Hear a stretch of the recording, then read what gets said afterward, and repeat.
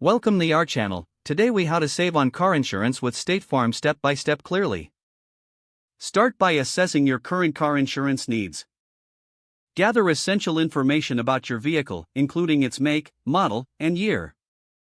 Compile details about your driving history, including any accidents or traffic violations. Visit the State Farm website or download their app to access their insurance tools. Create an account or log in to your existing account. Navigate to the auto insurance section for various coverage options. Use the online quote tool to input your vehicle and personal information.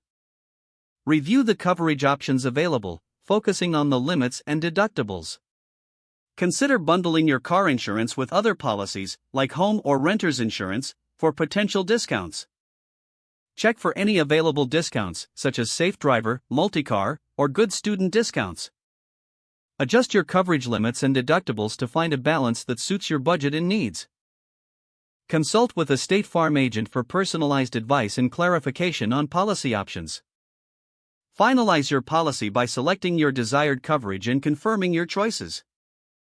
Review the payment options, including monthly installments or annual payments. Once you are satisfied with the policy details, proceed to purchase your insurance. Regularly review your policy annually or after major life changes to ensure you maintain the best coverage and savings. If the page does not load, refresh the browser or try again in a private or incognito window. Make sure you are using the correct email address, then retype it carefully to avoid small typos. If your password is not accepted, use the reset option and create a new strong password you can remember. Check your spam folder for verification or security emails, then complete any requested confirmation steps.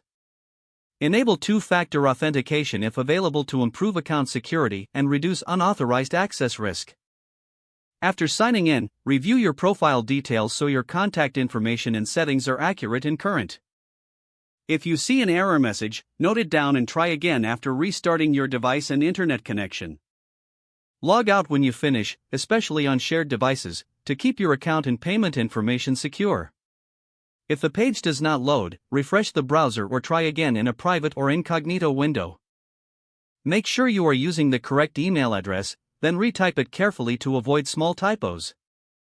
If your password is not accepted, use the reset option and create a new strong password you can remember.